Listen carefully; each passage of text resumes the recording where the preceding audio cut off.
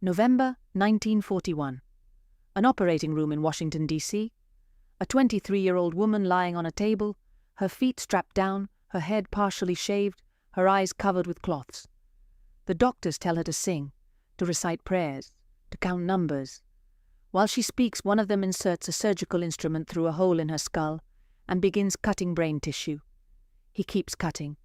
When she stops speaking clearly, when her words begin to turn incoherent, they tell her that is enough. The operation is over. The young woman's name is Rosemary Kennedy, though everyone knows her as Rosemary.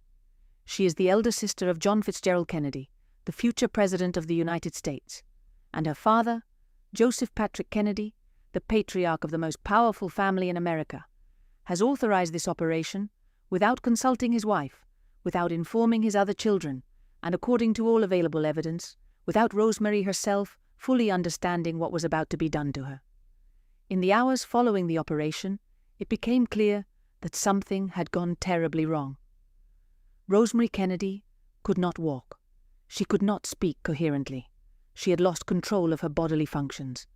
The young woman who, before entering that room, had written in her diary, loved dances, and enjoyed parties. The young woman who had been presented to society at the court of King George VI of England had emerged from that operating table with the mental capacity of a 2-year-old child, permanently. Her father placed her in an institution. He never visited her again. Her mother did not go to see her for 20 years. Her brothers and sisters did not know what had really happened to her until their mother revealed it in 1961, 2 decades later, when her brother John was already President of the United States. Rosemary Kennedy lived confined in institutions for 64 years. She died in 2005, at the age of 86. And this is the story that Joseph Kennedy spent decades trying to ensure the world would never know. To understand Rosemary, you first have to understand the Kennedys. Joseph Patrick Kennedy was born in 1888 in Boston, within the Irish Catholic community that had spent decades trying to climb in an American society that looked down on them. The Irish in 19th and early 20th century Boston were second-class citizens, labourers, immigrants, Catholics in a Protestant city, excluded from the clubs, the elite universities, the best neighbourhoods. Joseph Kennedy grew up carrying that wound and with the determination to heal it. He graduated from Harvard. He married Rose Fitzgerald, daughter of the mayor of Boston. And he built a fortune that made him one of the richest men in America before he was 40. Banking, stock speculation, Hollywood film production, liquor distribution when the end of Prohibition turned that industry into a business of gigantic proportions. But money was only the instrument. Joseph Kennedy's real objective was political power. He wanted to be president. And when he understood that as a man with his past and his reputation that was impossible, he transferred that ambition to his children with the intensity of someone who cannot tell the difference between loving a person and projecting himself onto one. His children were not only his children. They were the vehicle for his revenge against everyone who had ever looked down at the Kennedys. They were going to be first in everything, the richest, the best-looking, the most brilliant, the most successful. The first Irish Catholic in the presidency of the United States. The Kennedy family in the 1930s and 1940s was, for all practical purposes, Joseph Kennedy's most ambitious project. It was not merely a family, it was a machine for the production of political power. The 9 children received from an early age the message that mediocrity was unacceptable, that winning was all that mattered, that being a Kennedy meant being better, faster, more brilliant than everyone else. Their father's money gave them access to the most expensive education, the most exclusive sports, the most stimulating environments. And Joseph Kennedy monitored the results with the attention of a coach who knows he's preparing someone for the Olympic Games. Demanding, relentless about failures, enthusiastic about successes. It was the kind of love that produces extraordinary results, and also, in the case of his most vulnerable children, damage that no result can compensate. The scale of Joseph Kennedy's ambitions for his children became fully visible when he was appointed American ambassador to the Court of St. James's in London in 1938. It was the appointment he had been seeking for years. The first Irish Catholic in that role, the most prestigious position in American diplomacy, the recognition that Joseph Kennedy was no longer the son of immigrants, but the equal of the English aristocrats who had despised his class for generations. When he arrived in London with his family in 1938, the Kennedys became the most visible and most glamorous American family in the world. 9 children in perfect uniforms, Rose Kennedy received by the Queen at Windsor Castle, Rosemary presented before King George VI at Buckingham Palace.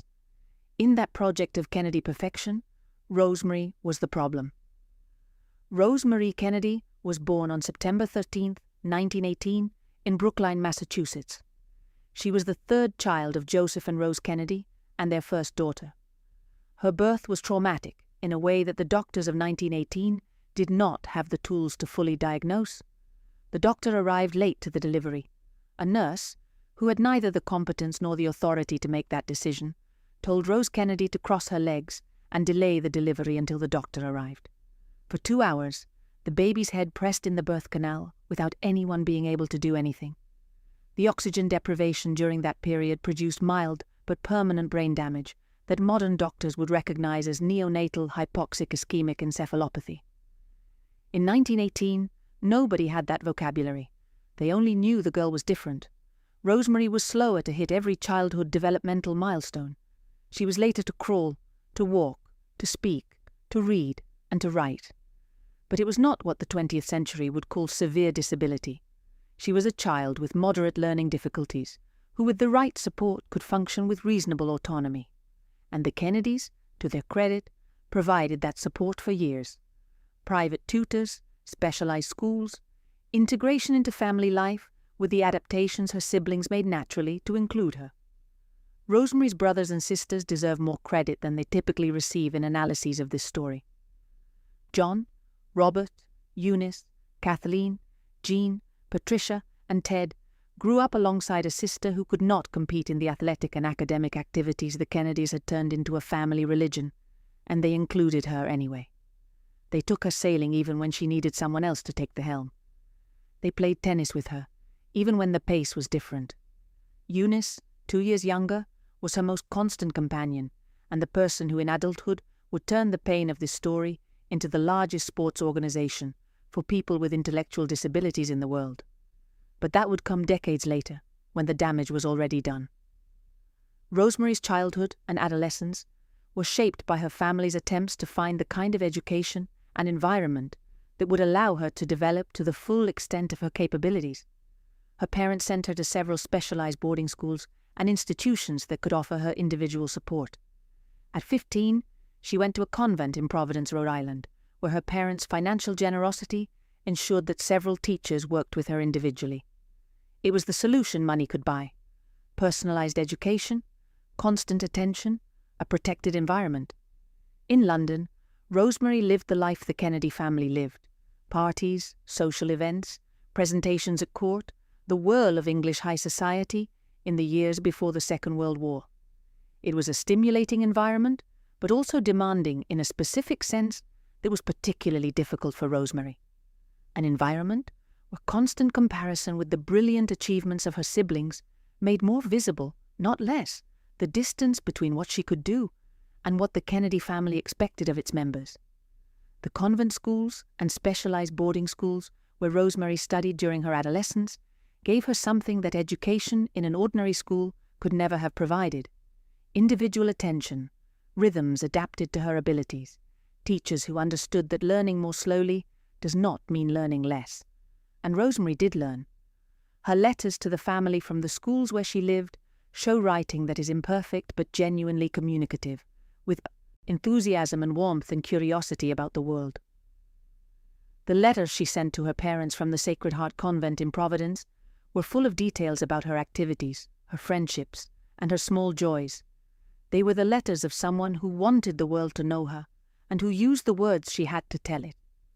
Her teachers' reports described Rosemary as a student who progressed slowly but consistently in the areas where she received the support she needed. She was also, according to those same reports, an extraordinarily sociable person. She loved people, she loved dances, she loved parties. The social life that the Kennedy family practiced, with the intensity of those who know that relationships are the foundation of power, was also, for Rosemary, a genuine source of pleasure. She was happy when she was surrounded by people. She was happy when she could dress well for an event and speak with people who treated her like a person, not a clinical case. And then Rosemary began to change. In the late 1930s and early 1940s, Rosemary's behavior began to generate alarm in her family. Eunice Kennedy Shriver, in the interview she gave decades later about her sister, described how at 22, Rosemary was becoming increasingly irritable and difficult to manage. She had fits of rage. She had episodes of defiance that, in the context of the Kennedy family of 1940, were interpreted as threats to the order the patriarch had built. And crucially, she had begun slipping out at night from the convent where she lived. Rosemary's nocturnal escapes are the element of her story that generates the most discomfort when examined in retrospect. She was 23 years old. She was single. She wanted to go out. She slipped away at night to do what 23-year-olds do. The nuns who cared for her were alarmed because they feared Rosemary might have sexual encounters, might become pregnant, might contract a disease. And in the context of the Kennedy family of 1941, those fears were not only fears for Rosemary's well-being. They were also, according to all subsequent analyses, fears about the consequences that Rosemary's pregnancy or a scandal involving her could have on her brother's political ambitions. Joseph Kennedy began consulting doctors. The medical context of 1941 was radically different from today's when it came to intellectual disability and behavioral disorders. Modern psychopharmaceuticals did not exist. The options for patients with cognitive and behavioral difficulties were, at best, institutionalization under conditions we would today classify as abusive, and at worst, the experimental treatments that the psychiatry of the era presented as revolutionary innovations. One of those treatments was the lobotomy. Dr. Walter Freeman was in 1941 the greatest promoter of the lobotomy in the United States. He had performed dozens of operations and published results he described as spectacular. The American press had dedicated headlines to the lobotomy, calling it the surgery of the soul, the greatest surgical innovation of the generation. The New York Times described it as historic. It was the kind of media coverage that turns an experimental procedure into something that desperate parents consider hopeful. Freeman performed the prefrontal lobotomy on Rosemary Kennedy in November 1941, together with neurosurgeon James Watts. Rosemary was Freeman's 66th patient. In his subsequent description of the procedure, Watts himself was brutally explicit about what happened in that operating room. They made the surgical incision in the brain through the skull. Rosemary was awake. She had been given a mild sedative. The doctors asked her to sing, to recite prayers, to talk to them. And when her responses became incoherent, when the words stopped making sense, when the voice that had previously sung and prayed turned to babble, they knew they had got enough. Freeman described the ideal outcome of the lobotomy as a surgically induced childhood, a state of docility and compliance that he considered a necessary stage in the patient's recovery. In Rosemary's case, there was no recovery. The operation was one of the most documented failures in the history of psychiatric surgery. Rosemary emerged from that room unable to walk or speak, without control of her basic bodily functions, incapable of caring for herself. The young woman who had been presented before the King of England 3 years earlier, who had written enthusiastic letters to her family from the schools where she studied, who had slipped out at night to go dancing because she was 23 years old and wanted to live. She had been reduced, in the words of the doctors who evaluated the outcome, to the mental capacity of a small child. Joseph Kennedy's decision to proceed with the lobotomy without consulting his wife is one of the most studied and most debated aspects of this story. The timeline established by subsequent investigations is clear. Joseph contacted the doctors, discussed the operation with them, gave his authorization, and organized it unilaterally. Rose Kennedy did not know what was going to happen. Her other children did not know what was going to happen. And Rosemary herself, according to all available evidence, did not fully understand what was going to be done to her, even though she was awake during the procedure and the doctors were asking her to sing. Historian and writer Lawrence Leamer, author of one of the most documented biographies of the Kennedy family, noted that Rosemary was probably the first person with intellectual disability in America to receive a prefrontal lobotomy. She was not from the patient group for which the procedure had been designed or tested. Freeman and Watts had primarily used it on patients with schizophrenia and severe depression. Applying it to someone with moderate learning difficulties and mood changes was an extraordinary leap that in any medical system with ethical review would have been questioned. But in 1941, that kind of review did not exist, and the Kennedy name ensured that the doctors did what the father asked. Joseph Kennedy did not tell his wife, he did not tell his other children. He acted alone, with the same logic with which he made all his business decisions. Identify the problem, find the available solution, execute. The available solution was the lobotomy. He executed it, and the outcome of the problem he wanted to solve was replaced by a far greater problem, a problem that money could manage but could not erase, and whose management required that no one in the world know exactly what had happened. Rosemary was transferred to Craig House, a private psychiatric hospital in upstate New York. She was there from 1941 to 1949. In 1949, Archbishop Richard Cushing, a friend of the Kennedy family, recommended a transfer to St. Coletta School for exceptional children in Jefferson, Wisconsin, an hour west of Milwaukee. Joseph Kennedy visited St. Coletta and decided it was the right place.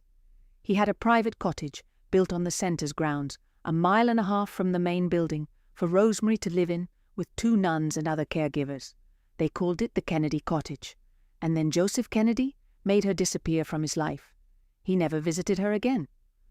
According to Kate Clifford Larson's book, Rosemary, The Hidden Kennedy Daughter, the most exhaustive investigation of her life to date, Joseph Kennedy never saw his daughter again after placing her at St. Coletta. Rose Kennedy, her mother, did not go to see her for 20 years. 20 years.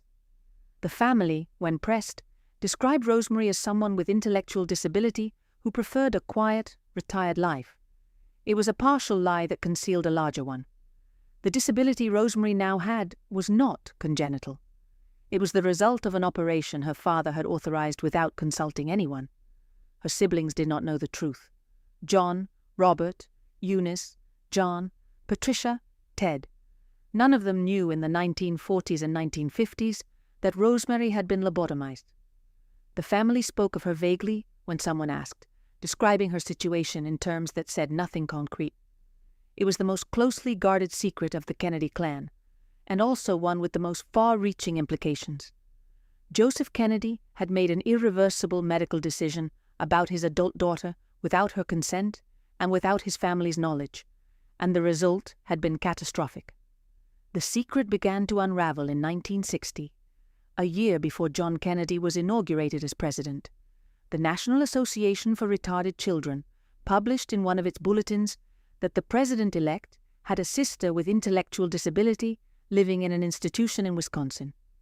It was a minor item in a publication of limited circulation, but it was the first that publicly confirmed Rosemary's existence in a way the family could not ignore.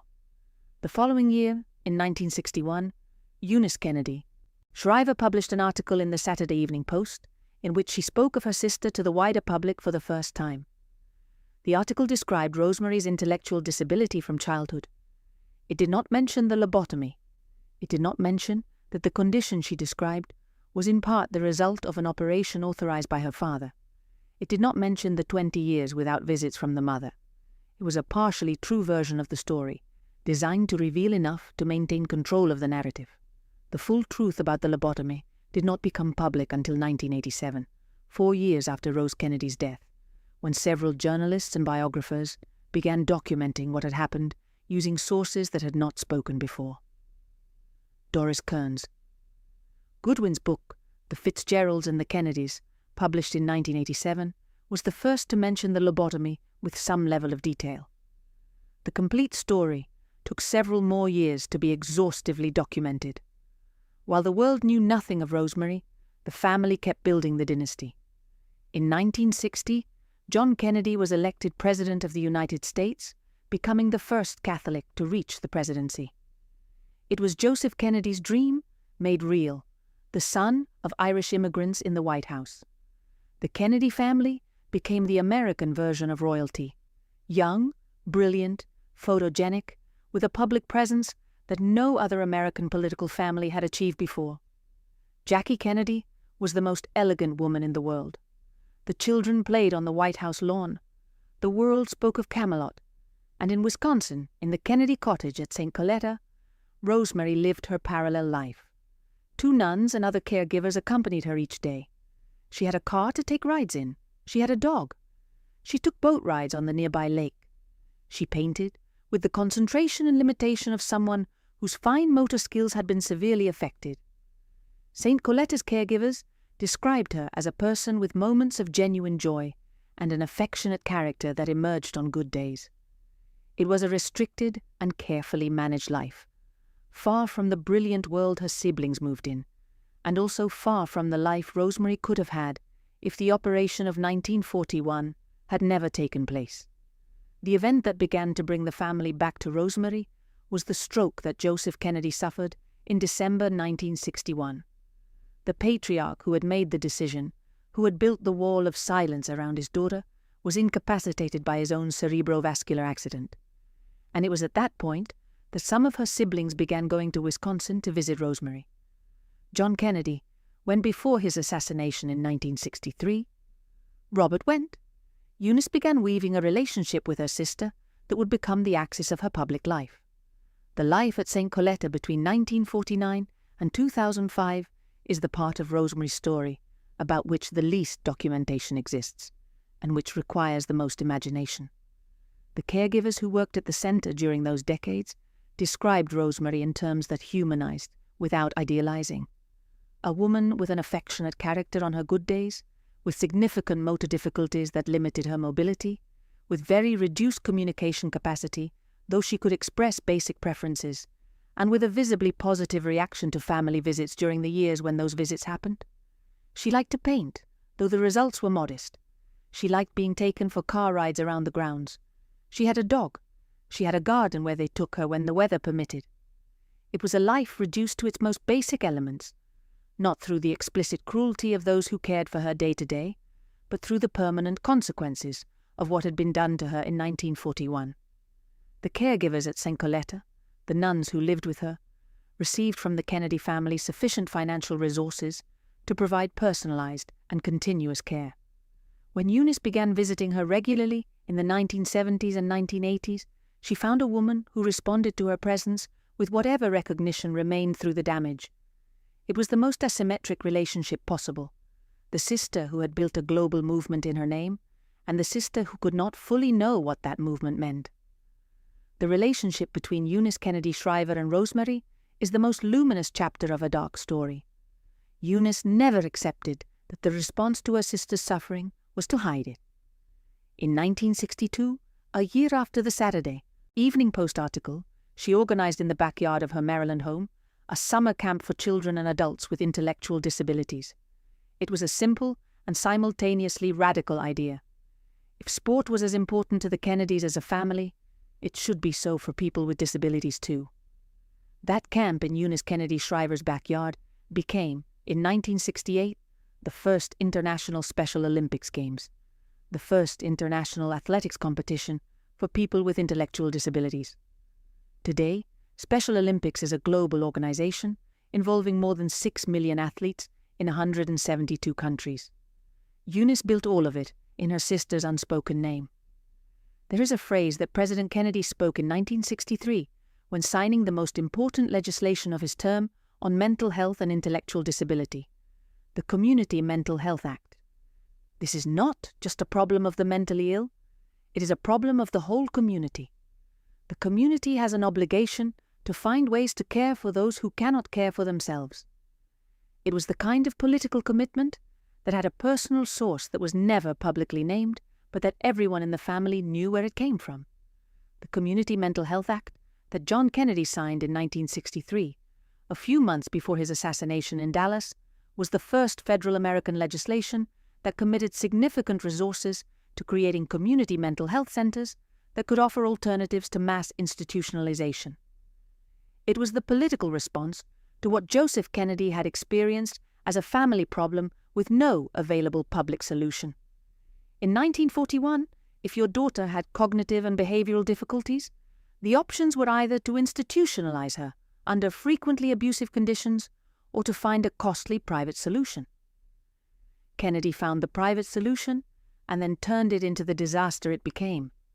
His son, the president, responded by signing the law that began building the alternatives that had not existed in 1941. It is one of the most painful ironies of this story. The damage done to Rosemary by her father contributed, through the pain that damage produced in her siblings, to the construction of the protective systems that might have prevented that damage. The mental health legislation John Kennedy signed, the Special Olympics Eunice founded, the work of Jean Kennedy Smith with very special arts, all of it bears Rosemary's imprint without Rosemary being able to participate in building that legacy. It was the most radical possible use of a story of suffering, converting it into the seed of something that would prevent similar stories. The scandal of Rosemary's lobotomy has a medical dimension that goes beyond the story of one specific family. Walter Freeman, the doctor who performed it, became in the 1940s and 1950s the greatest promoter of the lobotomy in the United States. He traveled the country in his van, performing lobotomies in state psychiatric hospitals, with the speed and efficiency of someone who believed he had found the definitive solution to madness. He developed the transorbital technique, known popularly as the ice pick lobotomy, which allowed the procedure to be performed in 10 minutes without an operating room. An instrument resembling an ice pick was inserted above the eyeball. The orbital rim bone was perforated, the brain was penetrated, and it was moved laterally to sever the connections to the frontal lobe. Freeman personally performed some 4,000 lobotomies, including on 19 minors. His youngest patient was 4 years old.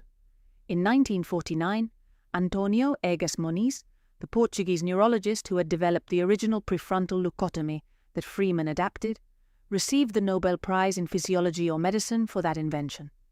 It was the highest recognition that medical science awards given to a procedure that at that very moment was producing irreversible damage in tens of thousands of people.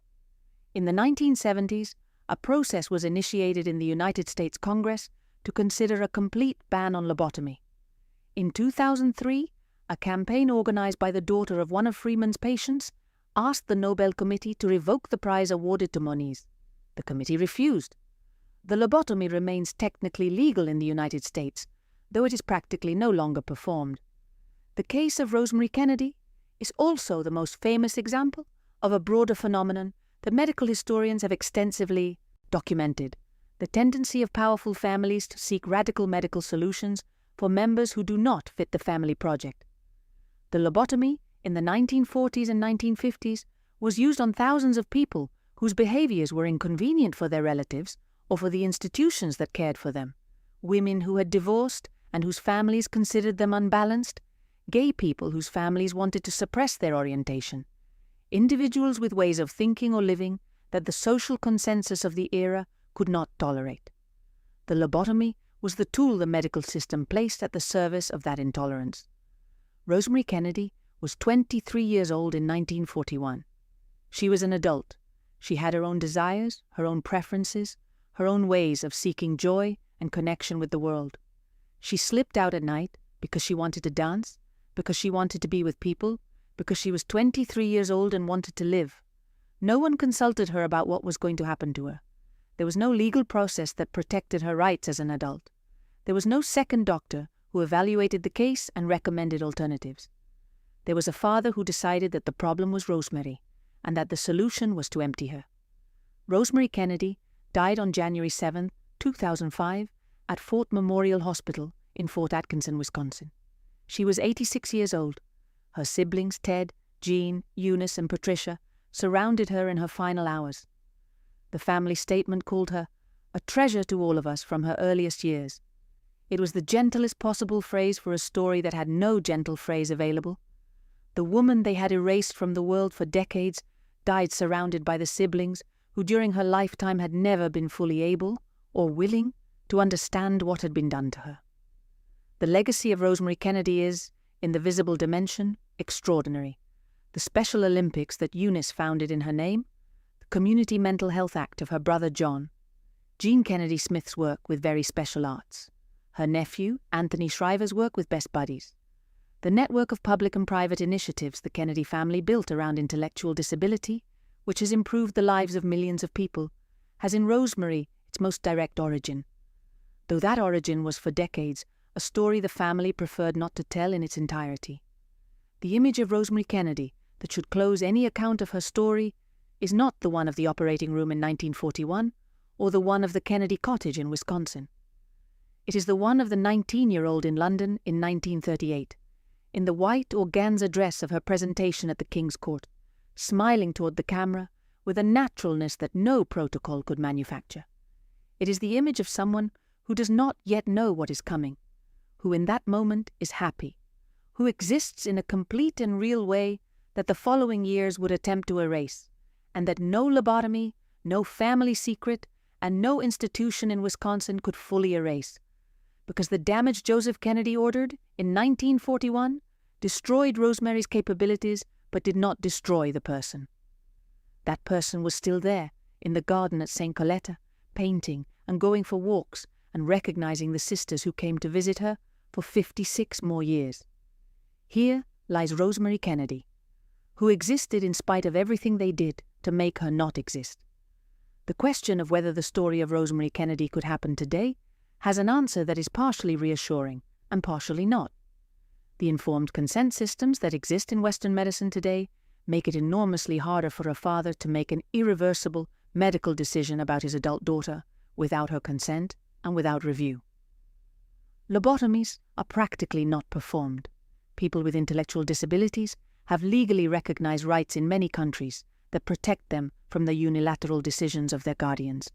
But the protective systems have cracks. People with disabilities continue to be disproportionate victims of decisions others make about their lives, and the impulse to hide family members who do not fit the family's public project has not disappeared from history. The legacy of Rosemary in the invisible dimension is more complex and darker. It is the legacy of the system that made possible what happened to her. The medical system that promoted the lobotomy as a revolutionary innovation without the scientific rigor that would have required evidence of safety and effectiveness before applying it to thousands of patients. The legal system that in 1941 allowed a father to make irreversible medical decisions about an adult daughter without her consent and without any review mechanism. The cultural system that turned intellectual disability into a shameful secret that powerful families had an interest in hiding. The patriarchal system in which a young woman who wanted to go out at night was treated as a problem to be solved, not as a person with her own desires and rights.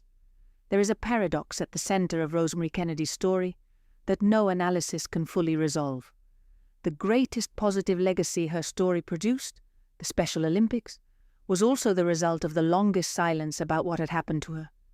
If Joseph Kennedy had not decided that Rosemary was a problem to hide, if he had been required to answer publicly for what he had done, if the story of the lobotomy had come to light in the 1940s rather than the 1980s, would Eunice's campaign have had the same impact? The counterfactual history is speculation, but the paradox is real. The secret that covered the damage also covered the repair. And when the repair came, it was larger, because no one knew until much later exactly how much damage there was to repair. The resistance of the Kennedy myth to that truth is itself a fascinating sociological phenomenon. Rosemary's story has been known since the 1980s. It is documented in multiple books, academic articles, documentaries, and investigative reports. And yet the Camelot myth survives, not intact, but recognizable, because the human capacity to compartmentalize admiration and horror is large enough to contain both about the same family. You can admire John Kennedy as president and acknowledge that his father did something unforgivable to his sister. You can celebrate Eunice Kennedy Shriver as one of the greatest philanthropists of the 20th century and acknowledge that the Special Olympics are also the repair of a harm the family itself caused. Both things at once. No contradiction. Only the complexity that history always has when examined completely. The photographs of Rosemary Kennedy that the Klan's photographic archives preserve are also, in a certain sense, the most honest available testimony of who she was. In the photographs of her childhood, playing on the beaches of Cape Cod with her siblings, She looks exactly like what she was, a child in a large family laughing in summer. In the photographs from London, before the operation, in the elegant dresses of the court presentations, she looks like a beautiful and completely present young woman. In the few photographs that exist from the years at St. Coletta, taken much later, when the family began to rebuild contact, we see an older woman whose body carries the consequences of decades of damage, but whose eyes, in some moments, seem to recognize the people around her. Those photographs are the only neutral witnesses to a story that everyone else told with the interest they had. Rosemary Kennedy was born on September 13, 1918, with a neonatal brain injury that nobody in that era knew how to treat. She grew up in the most ambitious family in America, with the permanent visibility of someone who cannot keep up with the others. She was presented before the kings of England in a white organza dress. She slipped out of the convents where she lived at night because she wanted to dance, and she was destroyed by her father's decision when she was 23 years old, because that decision struck him as the most efficient solution to the problem she represented for his plans. It is an American story of the 20th century, the story of what limitless ambition leaves in its wake when the person who pays the cost has no voice and no vote. If this story has reached you, if at any moment you found yourself wondering how a family like the Kennedys could do what they did to Rosemary and live with it for decades, leave your thoughts in the comments. Do you think the story of Rosemary Kennedy is sufficiently well known? Do you think the legacy of the Special Olympics can be considered a form of reparation? The debate is open, and if you want more about the people the powerful try to erase from official history, this channel has more stories. Subscribe.